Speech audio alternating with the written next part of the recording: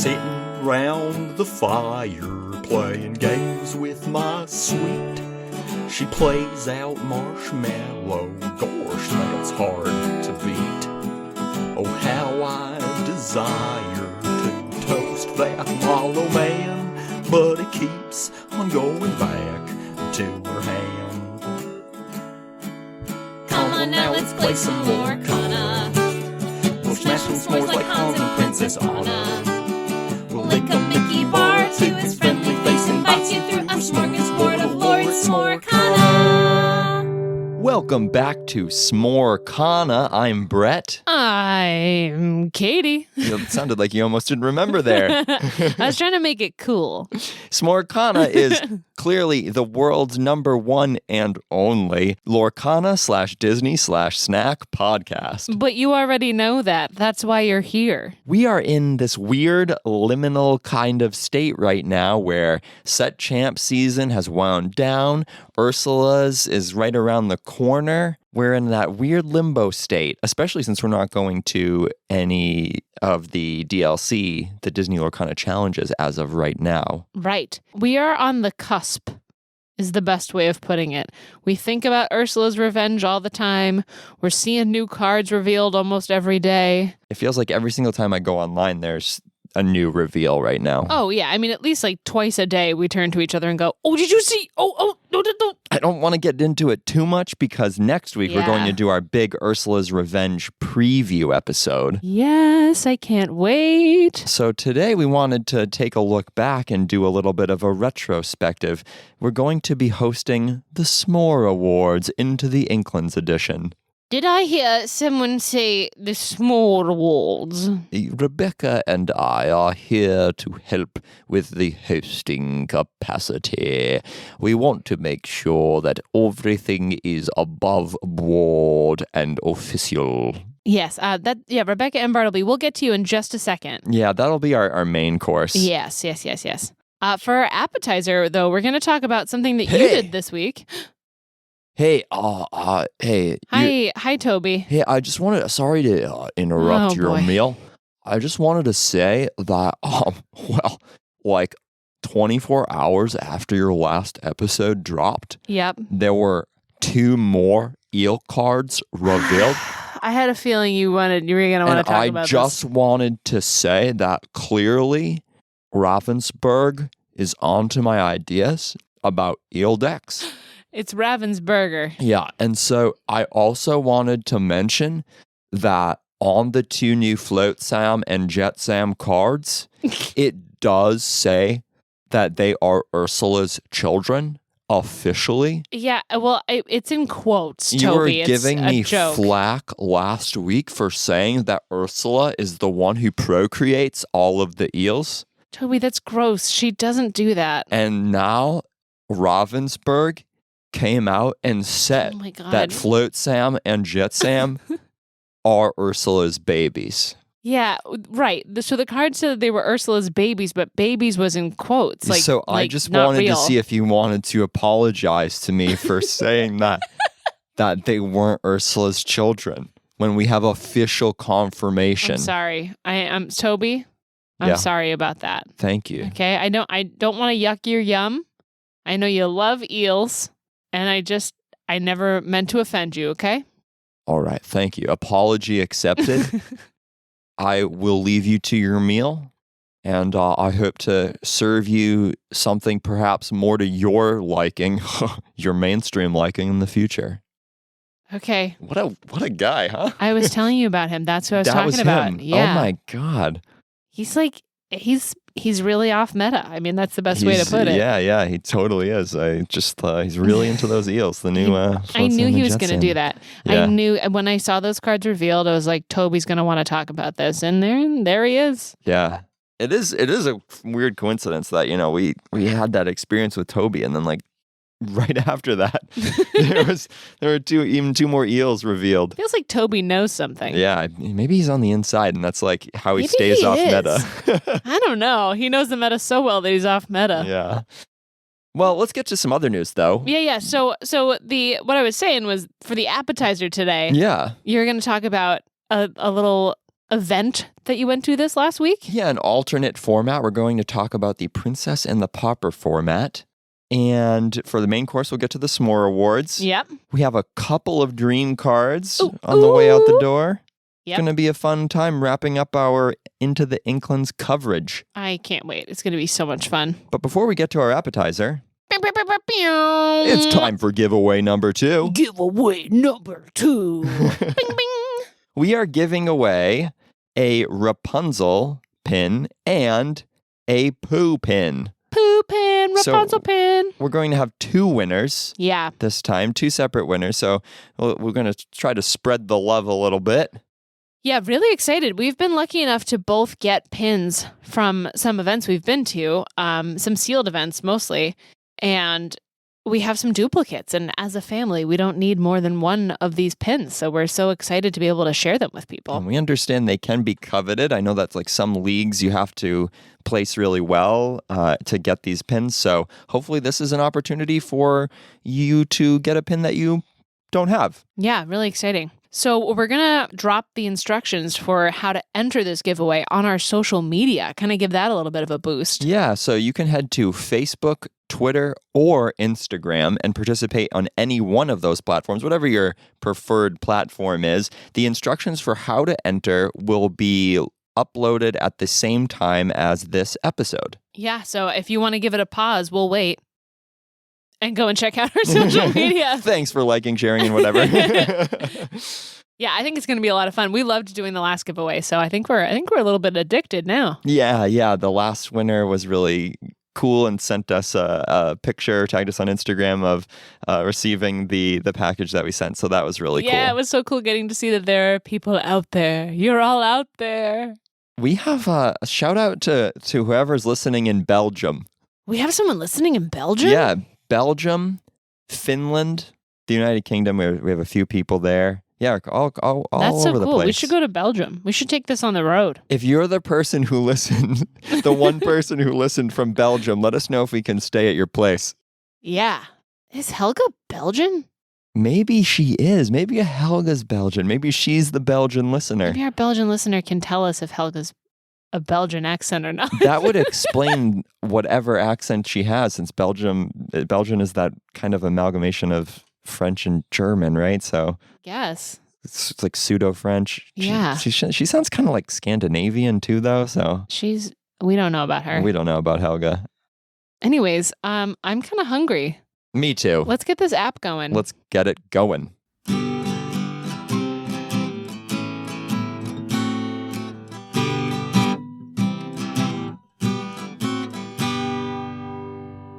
Look at this app.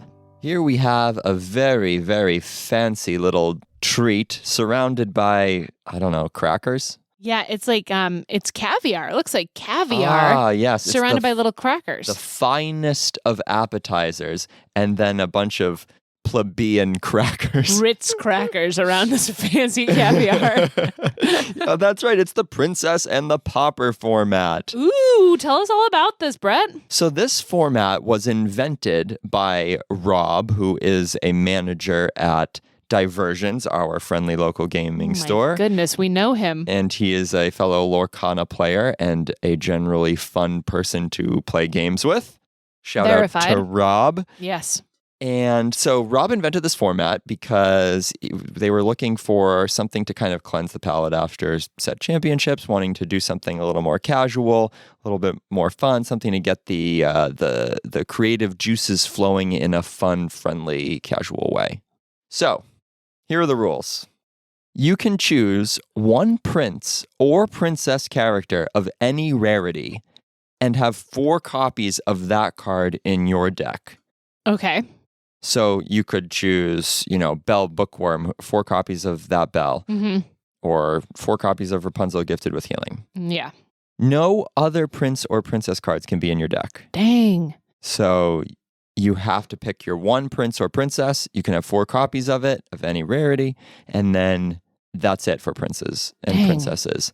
Every single other card has to be a common or uncommon. But still can't be a prince or princess. Exactly. That's So cool. I'm so jealous that you got to go to this week.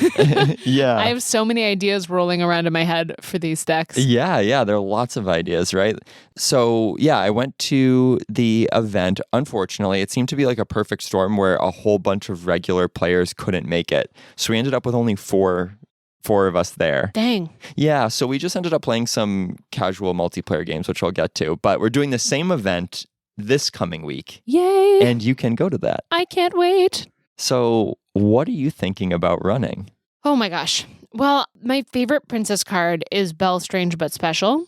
I feel like my only hesitation with that is that she's like too obvious. Like she's too good. Then I'm like, oh, of course I'd pick that. I want to pick something like more niche. But then at the same time, she's just so good. And I love her so much that I'm like, how could I not? Yeah. Well, I don't blame you for picking your favorite card. I picked my favorite card, which is Rapunzel Gifted with Healing, and made a ruby amber deck built around, Rapunzel and Mother Gothel, also including the Amber Tinkerbell with the new Rush Peter Pan that gets a little extra strength when Tink is in play, and then Slightly goes really well with that combo. Yeah, you had a bomb deck. We played it at home a bit. Your deck was really strong. For being such a weird concoction of cards, it was really fun. Yeah, I felt really good about it. I really enjoy this kind of challenge. I like having a bunch of parameters put on me and then having to figure out a deck within those parameters. It was super fun. I really stressed card draw and the ability to respond to threats on the board immediately. So I was running 4 Dragonfires. I was running Stitch Little Rocket and the Rush Peter Pan with Sumerian Talisman. So a ton of card draw and a ton of ability to react to the board immediately within the confines of common and uncommon cards. Yeah, so cool. What other decks did you see? So, some really cool builds. Michael was running a Namari list, which was really cool. I forget that Namari's a princess. Yep, she's a princess. And so, you pair Namari with Charge, say, and it's with a great ability to remove pretty much anything on the board without losing your Namari. There was Pete playing Aurora. Yep. Which was a good call. You can ramp up a bit to her and then use her to protect your characters. There was also Rob running Amber Mulan. Oh. The 3-cost 2/3 support Mulan. She has never seen a game. The light of day. Wow, that's cool. Yeah, it was really neat. I think, Rob was just wanting to play a card that has amazing art that had never seen the table. I don't blame him. I mean, when I was looking at Princess and Princesses, she's one that stood out to me too. She's just a solid card and, And she's so pretty. Yeah, and she might fit in your curve. And so, you can use that support to great effect in what turns out to be definitely a lower power format. And it kind of almost mimics Sealed in that the power level is so low that some of those abilities end up really paying off, like support, giving you ability to 2-for-1 things. Yeah, right. Ends up being crucial. Nice. But there are so many different directions you can go with this format. I know. There's the idea of Snow White, too, and playing some common, uncommon dwarves. That's really appealing to me. We made, as we talked about, I think last week, we made a dwarf deck finally, which was so much fun. It's just so silly. It's all the cards that I've wanted to play. So that's an option. Yeah, that uncommon Snow White can be your princess, run all the dwarves. Yeah, also princes, I feel like get underplayed. I love the Prince Charming that's holding a piece of sword in his hands. Yeah, the rare Prince Charming. Also, Hercules is a prince. Sure. There's so many options. Yeah, you can just go straight lore grab with the Emerald Hans or that Sapphire Prince Charming. Just 3 lore for 4 is a pretty good deal, inkable. Which I do love. So there's some really, really neat options for a build around princes and princesses. Yeah. Are you going to bring the same one that you brought this next week? I might, but I had another idea, which might be a little bit devious for a prince or a princess. You bringing a villain? Maybe. I don't know how much I want to say. I might just leave it on a cliffhanger. Ooh. It might have something to do with Prince John. Dun, dun, dun. Who I think would be a really fun build around Prince. He would be really fun. What are you doing? You're just going to have to wait and see. Okay. Are you going to play Belle? I don't know. Now that we're talking about it again, I'm all confused all over again. I do love Belle. I might do Belle. That might be what I Yeah. go with. I don't know. I got to think. There's plenty of ways to Gotta support sleep on that it. too. I mean, I think that she's better in a format without Madame Mim Fox, right? Because you can throw her down early and quest with her and use her to ramp as well. Right. And then you also don't have to worry about Madame Medusa. Mm-hmm, So mm-hmm. a lot of the targeted removal that makes Belle weaker in constructed normally, you don't have to worry about. Yeah. Unfortunately, you can't use Lucky Dime. I know. That's the thing. I don't know.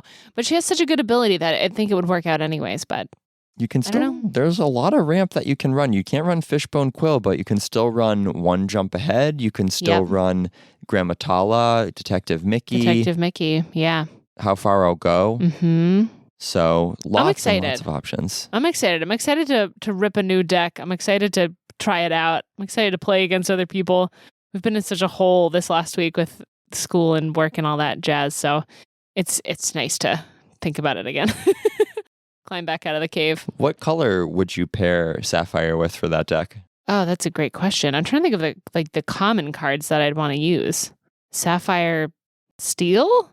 Ruby Sapphire, maybe? I just love Ruby. So it's hard. It's hard for me to not want to use Ruby. Yeah, I think they're Popsicle common or uncommon? common. Yeah, so But- Popsicle's cool. Hiram is a rare. Right. So the utility of that goes way down. Be Prepared is a rare. So Ruby seems less appealing. It's tough, yeah. I feel like if you want to feed Belle and have enough to get up to 10 ink, you probably need to pair it with some card draw. Amethyst might be a good option. Yeah, I'm excited. I love Amethyst. You'd have no removal, which makes Steel more appealing. I don't know. This is going to be us for the next 6 hours here, folks. But I encourage anybody to think about these alternate formats. Like if you're thinking about how you can, I don't know, move on from set champs, or if you got stuck on a deck and you're kind of sick of it and want to try something new, look at some alternate format events if you can find any, or encourage your store to run some alternate format events. It's a great way to use some of those underutilized cards.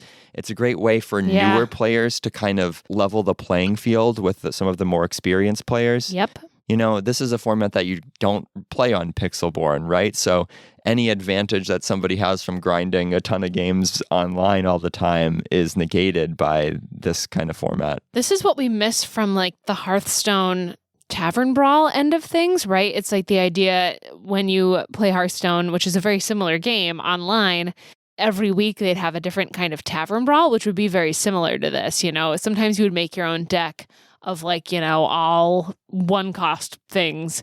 And then the next week it might be like you pick a class and they give you a bunch of random cards in that class for this deck, or like the bid is that there's a new item on the board every turn. Like there was always something to kind of like spice it up and get you rolling with those cards you never use. Yeah, and it doesn't have to be a format that like sticks around and that you study for all the time. It can just be just goofy and fun. Yeah.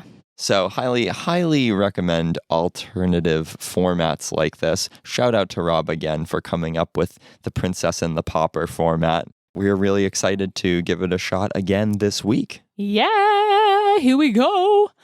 Boy, you know, that was a tasty appetizer. The caviar and Ritz crackers was pretty good. It was certainly better than the eels. Yeah. Those weren't. I have to say I didn't dabble in the eels. I didn't give that a try. Yeah, you were lucky. I'm not the same. It was the Vaseline rubbed all over them that made it gross, particularly inedible. Yeah, it was a real problem. So I'll take these Ritz crackers any day. Yeah, they were very tasty. Let's put in our order for our main course. Oh, I think that the awards are about to start. Oh boy, everyone's taking their seat. Okay.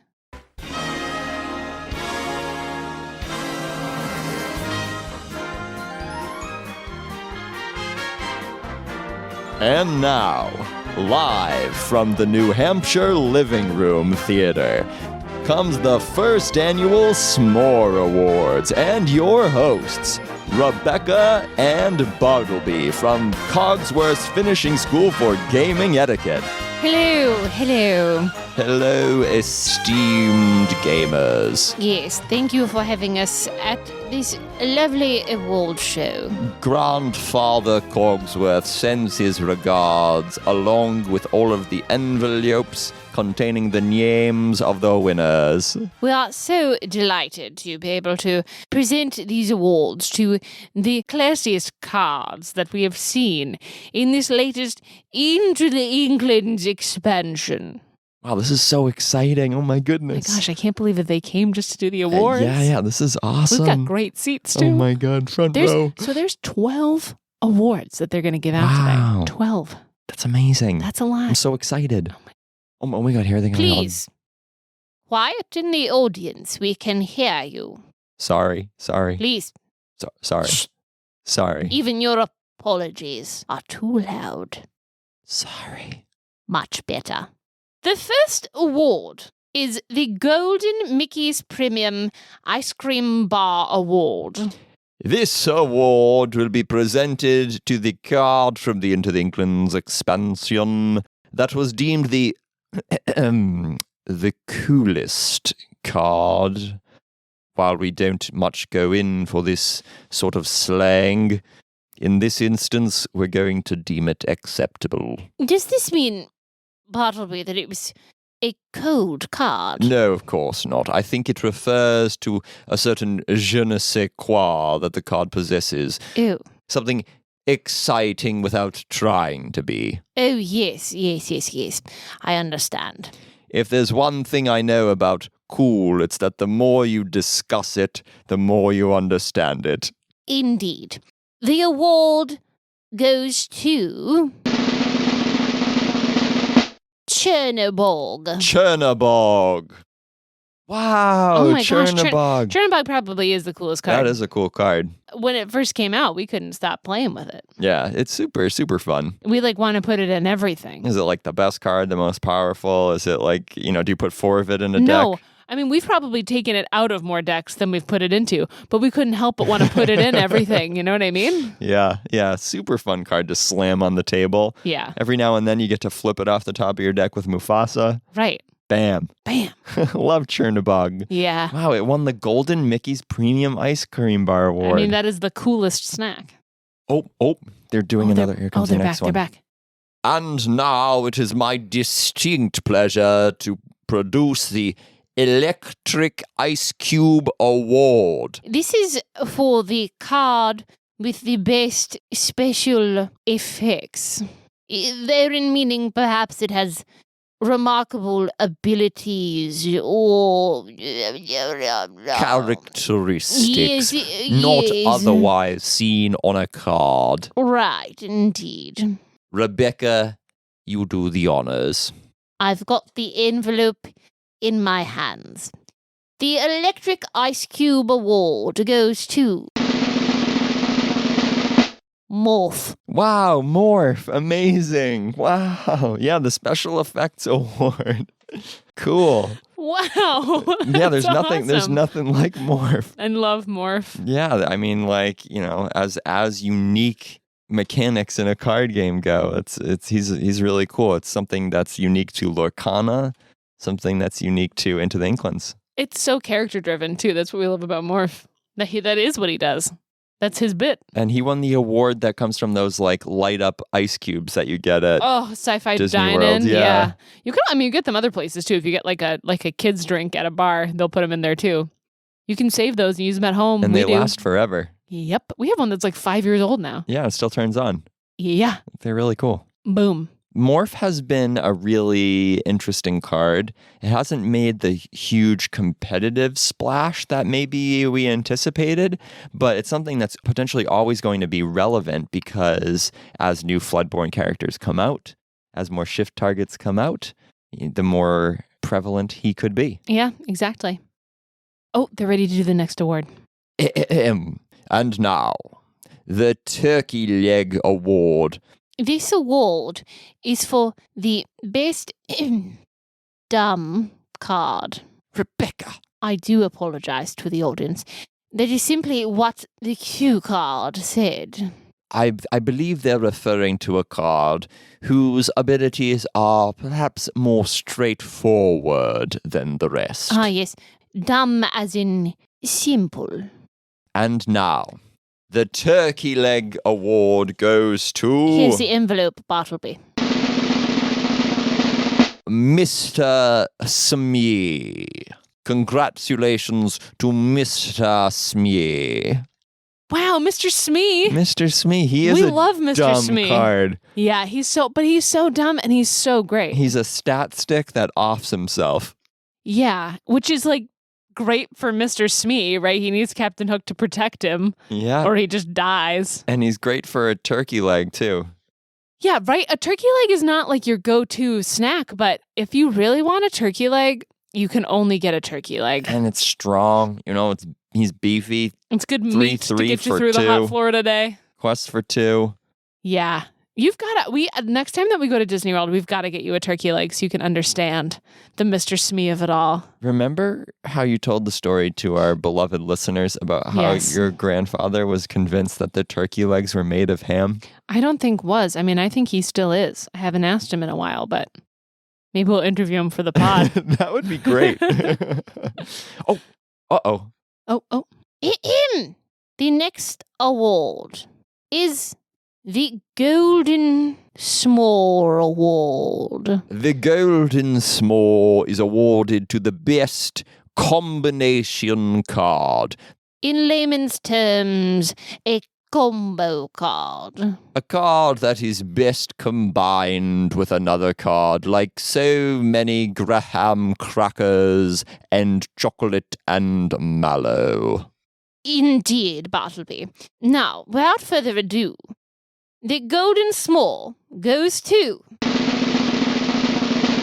Jafar, striking illusionist. Jafar, the striking illusionist, has won the best combo card. Wow! Oh, we love Jafar. Jafar, yeah, he is a cool combo card. That might be one of the best awards you can get. I mean, Golden S'more sounds pretty prestigious. Yeah, absolutely. He deserves it. He deserves no less. Yeah, and it's funny. What an interesting storyline that Jafar had throughout Into the Inklands, where at first blush, he was the card that was going to ruin the game, and people were going to be comboing, 3 whole new worlds in a turn and get Right. and OTK their opponents left and right, and there was going to have to nerf whole new world or ban it or whatever.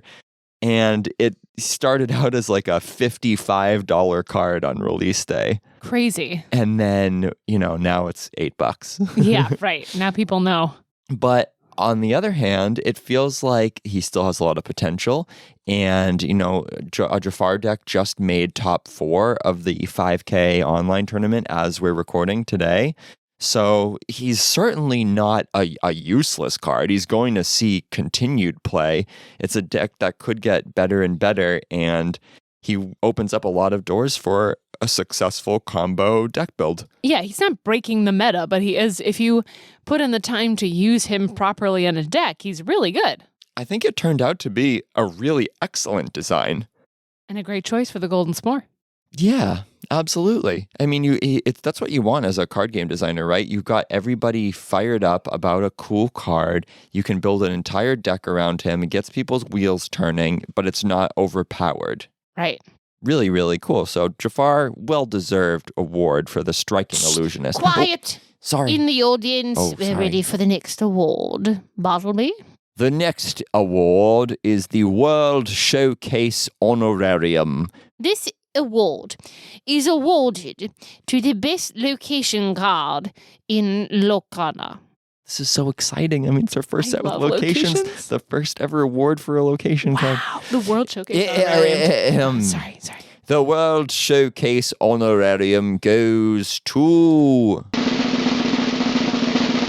the Queen's Castle. Oh, yes, the Queen's Castle. Yeah, the Queen's Castle. I mean, We that's love a that location. slam dunk winner, right? We were just playing with that like an hour ago. Oh my goodness, what a great card. That card. It's so good. Oh, whenever it comes on the board, your opponent always groans. It's Yeah. always a, and I mean, sometimes they can clear it right away, sure, but like it's rare, and you can usually get a little something out of it. Yeah, and I think it really rewards skill in playing it. Like, if you can plan out and kind of get a read on your opponent's hand, like, do they have a Maui? Would they have played their Maui last turn? Do I think that they do have the Fox Crab combo? Are they holding a Rise of the Titans, et cetera, et cetera? If you can get a read on that and deploy the Queen's Castle effectively, then you will be on your way to many victories. Yeah, it's great. Certainly the location card that has seen the most sustained play over the life of the expansion. Yeah, it's just reliably great. It'll be interesting to see how locations fare moving forward. I do think that some of the more interesting locations weren't perfectly balanced. I'm thinking of things like Fang and Cusco's Palace and the RLS Legacy, where it seemed like they were a couple of stats off of being really, really relevant throughout the life of the expansion. Yeah, definitely. But as we see more cards like Tuk Tuk in the future that allow you to move characters to a location for free, we could see more sustained location play. I'm all for locations. I'm locations. I am a little bit disappointed, though, looking ahead, like the La Casita, for instance, from Encanto. Sure. Seems maybe not as exciting as it could have been as a location. I mean, I think that's a tough one, too, because Casita is also a character. So it's like, it feels like they had to honor some like story elements with it, and it couldn't really behave like most locations behave, I guess. It's like they got excited and like overthought it, which is a bummer, but I'm still excited to play it. We'll see. Yeah. Either way, I am excited about the introduction of locations to the game and hope that they continue to have some kind of presence moving forward. As it is, Queen's Castle does stand head and shoulders above the rest. Yeah. Oh, they're ready for the next award. And now, presenting the Golden Popped Corn Bucket. This award is given traditionally to the best item card from an expansion. The best item card, the winner of the Golden Popcorn Bucket for Into the Inklands, goes to Lucky Dime. Oh, that's a slam dunk too. That's easy. I mean, we called that way early. Yeah. We had those little printout at-home ballots for the Golden S'mores. So far, we're spot on with all of them. Yep, yeah, we've been nailing it so far. far. We picked the awards. That's what it means. What it feels like so far. It feels like the only other candidate, the only one that I even gave any consideration to, is Maui's Fishhook. Ugh, I would not have picked Maui's Fishhook. It's faded from the meta for sure. Yeah, and it's not, I guess it's one of those that I've never really latched on to. I understand that it's good at times and that it has its place, but it's just one of those that like my brain just never wrapped around it. I could never really appreciate it. I didn't have enough wins with it, I guess, I don't mean wins as in victory, but I mean, I didn't have enough successful plays with that card that to me, it like cemented anything in my brain. It felt like each time I played it, it just never really popped off. Yeah, it was a little bit reliant on certain board states, right? Like, it's only especially good when you have Maui, or when your opponent has evasives, or when you need to clear a location with the extra strength. It is a little bit situational. There are lots of different situations where it could be used, but it does depend on having one of those situations be in effect, and it's kind of expensive for what it did. Whereas Lucky Dime is not nearly as situational. There's a lot of cards and characters that quest for 2 or more that make the dime worth it for you, especially if you're playing a big item deck, then you're getting a lot of ink and you can just pop it out for 7 cost and it just stays there for as long as you need it. And item removal is not really that popular right now in the meta. There's not a lot that gets rid of your items. So once it's out there, it's pretty much out there. Yeah, it seems like for a while we had that wave of Benjas that was destroying all of the Lucky Dimes, and then Lucky Dime went away a bit, and so then Benja dipped down a bit, and also Steel Song went away from their items, and now maybe there's room for them to come back, especially when you look at some of the things that are coming in the next set. And especially now that Lucky Dime has won the Golden Popcorn Bucket. I mean, that's going to get out. The prestigious Golden Popped Corn Bucket, madam. Sorry, yeah, Golden Popped Corn Bucket. Lucky Dime warped the meta. I mean, consistently over the expansion. It started out down, went way, way up, Yep. and then settled into a place where it needs to be respected, but isn't the all-powerful card it was for about 2 weeks there. The next award is the Mickey Pretzel Award. The Mickey Pretzel Award is given to the best common card from the expansion. This is a card which is not rare in any way. It is a common card anyone could play despite their class. It outperforms its station admirably. Indeed. The winner of the Mickey Pretzel Award, Bartleby? MacDuck Manor. Ah, yes. Our congratulations to Scrooge McDuck for his home. McDuck Manor. McDuck Manor. We wow. love McDuck Manor. Now I could just go on again about how I love locations in general. You called this too. I have always loved this card. It has 9 butt. If you go back to our Into the Inklands preview episode, you can hear Katie calling out how good she thought McDuck Manor was going to be. Yeah, and how overrated I thought Jafar was. And I was a little bit skeptical of both of those things at the time, and I was proven wrong. Ha-ha.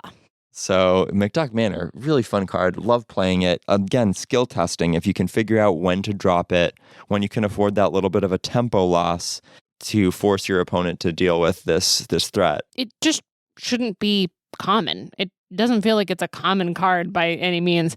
That's no shade on common cards. But with what we were talking about with the appetizer, it makes me want to put that in a Princess and the Pauper deck. It's huge and it's special. It's awesome. A well-deserved Mickey Pretzel Award. Indeed. The next award, Bartleby? This disgusting award Oh, is known as the Puffy Pizza Rizzo Award. a wretched award. This award is awarded to the worst card in all of Lorcana. In the grand tradition of the worst Walt Disney World restaurant, Pizza Rizzo, Tasteless and soft pizza this pies. award is given to Envelope, please. Dive bomb. Ugh, yep, Dive Bomb. That makes sense. Gross. We hate Dive Bomb. Definitely the worst card. How many times have we commented on Iago's teeth? Too many. I think it's every episode. I hope that they start the next award soon because Oh my God, I know. Here they go. Oh, thank God. The next award is the Pickle Award. Am I reading this correctly? It does say pickle. Pickle Award, Rebecca, The yes. Pickle Award, yes. This card is given to the doofiest card. It's a card that simply doesn't make sense. What is the pickle? What are they I don't talking know. about? Well, you know how you can buy pickles in Disney World at snack carts? Yeah. So they'll have healthy snack carts and you can just buy a pickle in a you bag. can straight up buy a pickle Yeah. And the Pickle Award for the least cohesive card, the card that I can't even begin to describe its utility,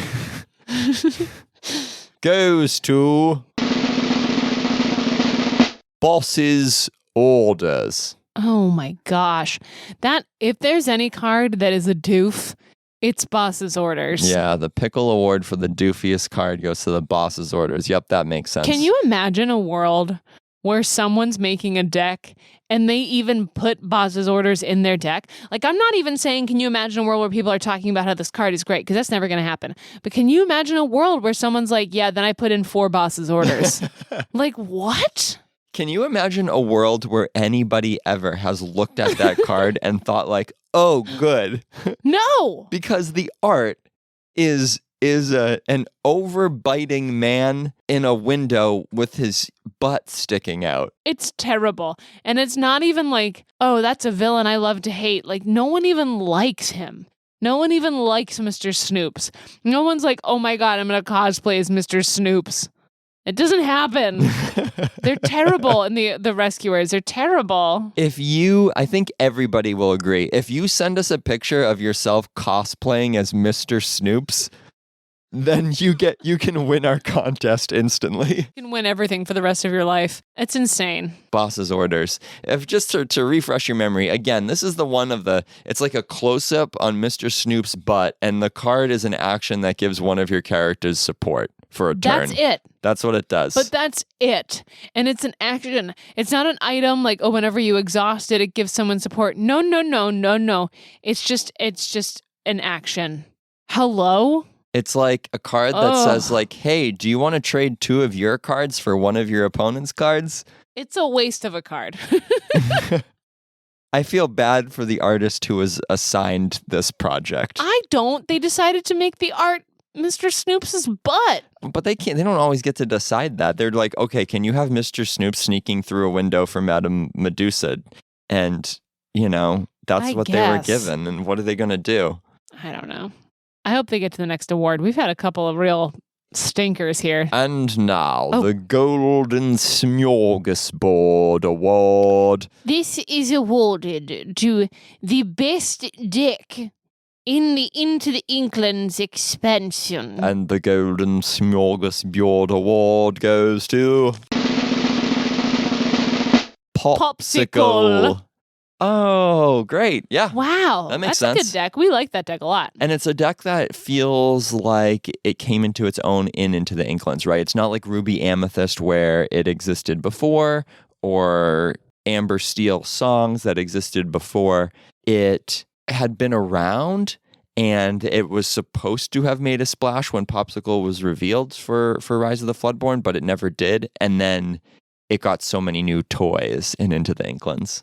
Yeah, and Popsicle has just been a reliably good card for a while. Like, we liked it in the last expansion, and it's only gotten better. That is one, unlike Boss's Orders, that I think will never not be in some decks in the meta. Especially now when we're looking ahead at these cards that banish your items for great benefit, right? Like this new Triton and things, which we'll get to next week. But yeah, Popsicle got all of these new cards in Inklands, especially Lucky Dime, right? Yeah. Lucky Dime is the card that allowed it to make up percentage points against Ruby Amethyst in particular, which was if there was one deck that suppressed Popsicle in the past, it was Ruby Amethyst.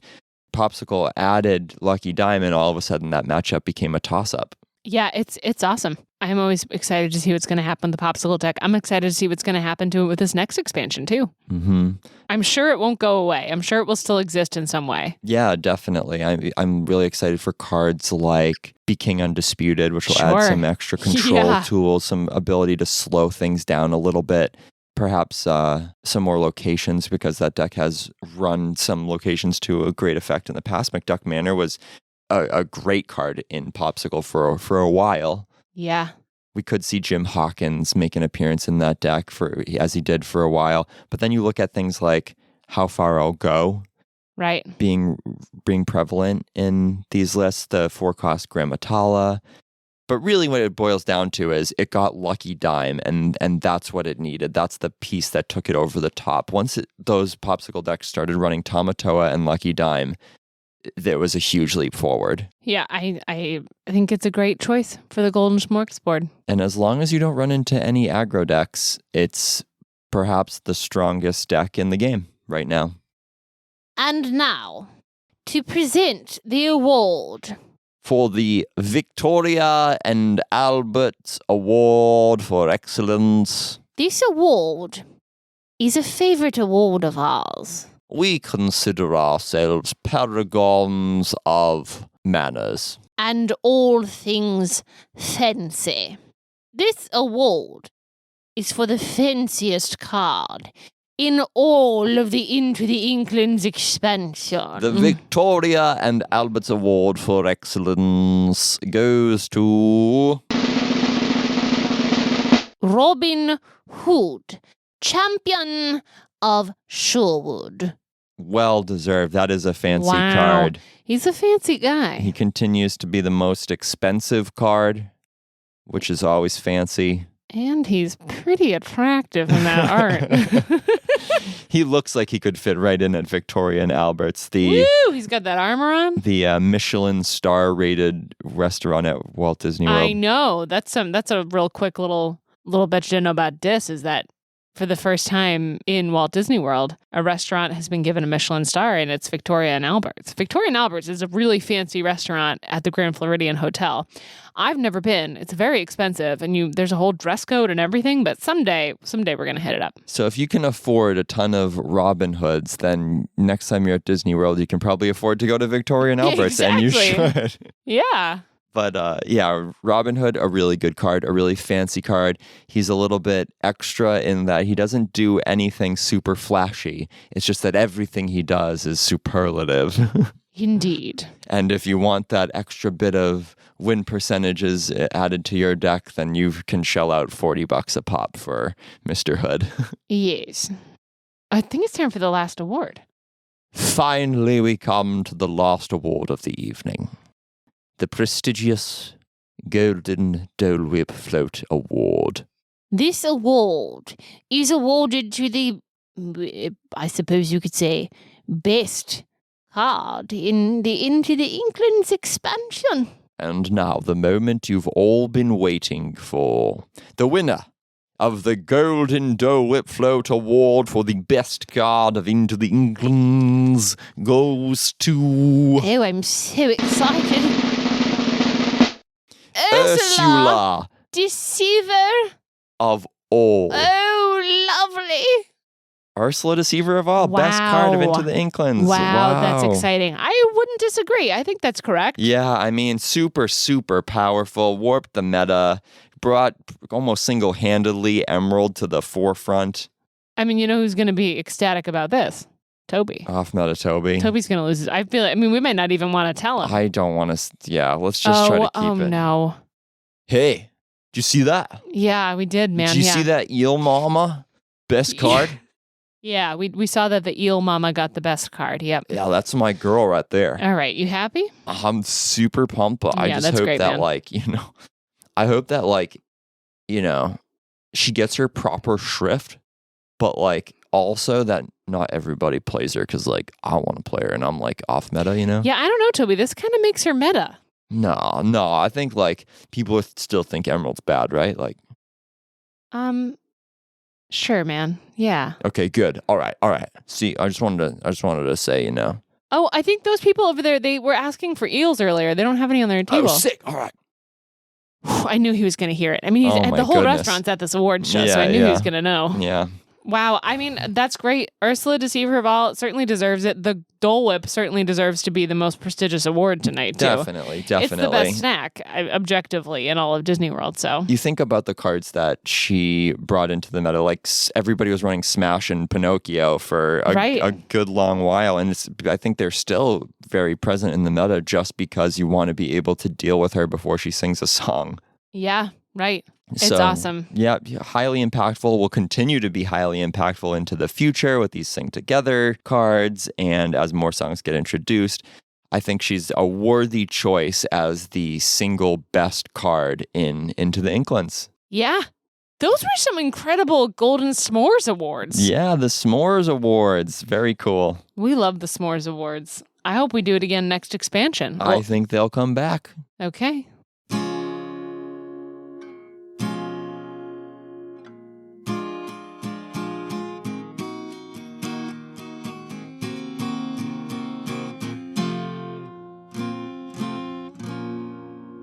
Katie, you look lovely tonight. What? In your evening wear. So do you in your tux. Want some champagne, a couple glasses of bubbly? Oh, yes, please. To cap off this fancy evening? Mm. All right, I've got 2 little glasses of bubbly right here. 2? Yep. For each of us? Yep, 2 dreamy...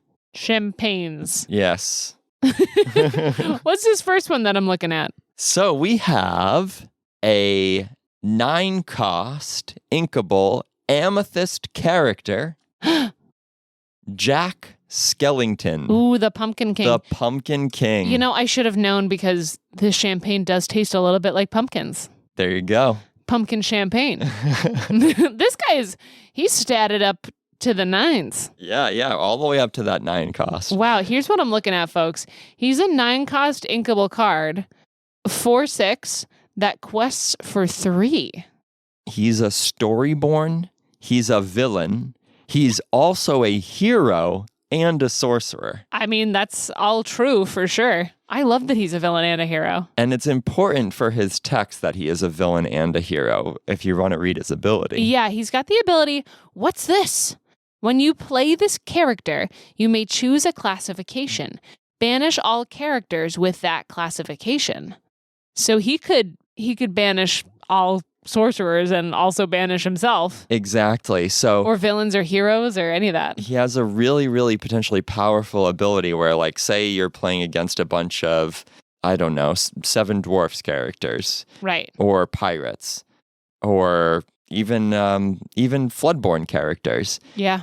You can choose that classification and wipe the board of all characters of that type. That's awesome. It's a little bit limiting in that if you do choose storyborn, villain, hero, or sorcerer, he would banish himself. Wow. It might be what you want to do sometimes, but if you want that one-sided effect like a Maleficent, or indeed the upside of having like a one-sided board wipe, then it can't affect those 4 classifications. Yeah, I love that. I also love his flavor text down here that says, yet year after year, it's the same routine, and I grow so weary of the sound of screams. It's fun, too, because he's banishing people. It's fun to think of the cards screaming as they get banished. I was thinking with this card that, when I think of Jack, I think of a character that's always looking for the new, right? Like he wants to turn over a new leaf. He wants to get rid of all of Halloween and bring in all of Christmas. And then he gets rid of all of Christmas and brings back Halloween, right? So right. He's about change, and change in board state it was fun to try to capture that. I also am optimistic that this could find its way to Lorcana, especially because Hoffensbücher in some of their other games has incorporated Nightmare Before Christmas, and Disney has increasingly incorporated Nightmare Before Christmas into the parks and its other properties. Yeah, it has a big fan base, so I wouldn't be surprised at all if it showed up in there. Yeah, it's in Villainous already, so yeah, yep, it's definitely possible, and I'm hopeful that we'll see it at some point. Yeah. You've got another glass of champagne here. This was the pumpkin champagne. Yep, that was our legendary character, Jack Skellington. Ooh, look at this. And here we have our second glass of bubbly. This is a 7-cost uninkable song. I was gonna say, this champagne tastes like a 7-cost uninkable song. Yeah, doesn't it? Yes. Does it taste like a curly hill set against a huge yellow moon? It sure does. So this is Jack's Lament. Yeah, the text here says, discard your hand and draw 7 cards. And it's a song, right? So a character with cost 7 or more, or the ability to sing 7, can exhaust to sing this song for free. Discard your hand and draw 7 cards. So it's like a better, it's a one-sided whole new world. Exactly. It's a one-sided whole new world. Potentially gets you a whole new hand. Again, tying into that theme of renewal with Jack. And you don't have to worry about your opponent's hand like you would with Whole New World. It's always going to be beneficial for you if you're playing this. Yeah, that's awesome. It potentially synergizes with some discard effects too. Like maybe you want to just seed a bunch of things into your discard for a Chernobog or something like that too. And it's an amethyst. Yep, amethyst ties in with their card draw abilities. Super rare. Yep, and the flavor text is cool too. Oh, somewhere deep inside of these bones, an emptiness began to grow. Yeah. So Keep going. There's more there. No. You can go listen to this song. Go I listen don't know to it well Danny. enough. I would happily sing it, but I don't know it well enough. I've only watched it once. I It hate to admit scared here, you. listeners. No, it didn't As scare a kid, me. right? Well, no, I never watched it as a kid. I don't know. We just never had it. We never had it. I think it probably scared my parents. We never had it on. So I just never saw it. Yeah. Danny Elfman, though. I mean, he's really good. I liked it when I saw it. I just don't know. I don't know it well enough, but this card is gorgeous. And I would absolutely love to play this card. Something that stops people, it stops everybody a lot, I bet, from playing A Whole New World is just that you also give your opponent a brand new start. Like if you just want to refresh your hand, you don't necessarily want them to be able to refresh their hand. Yeah, of if course. they have one card, you're like, ugh. And you only have one card, you're like, oh, we're both going to benefit, but I guess I have to do it anyways. But this would be like, this is great. Yeah, easy to play. And it fits with, like what you were saying about the other card. It fits, he wants a refresh. He wants 7 new cards. He's just, there he goes. That's Jack. It's awesome. I love these cards. Cheers, love. Cheers. Tink.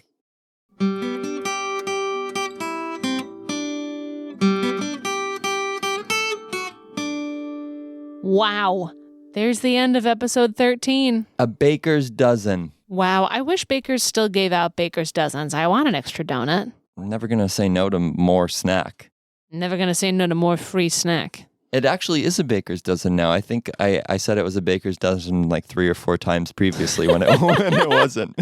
On episode like 7. Yeah. Yeah, it's a baker's dozen. Now it's a real baker's dozen. Now it's real. Now it's real.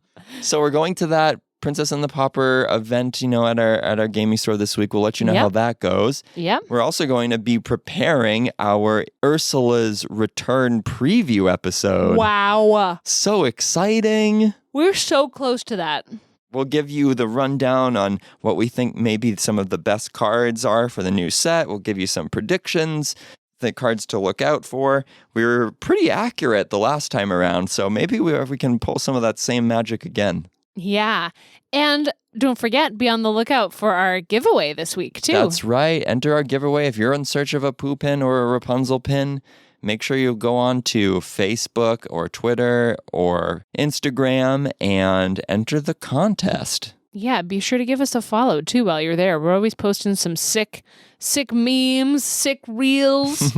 Yeah, and if you're enjoying our podcast, feel free to reach out at Gmail as well, smorkana@gmail.com. Drop us a line. Let us know how we're doing, if we are entertaining you or if our many silly accents are grating on your ears and you just want us to stop.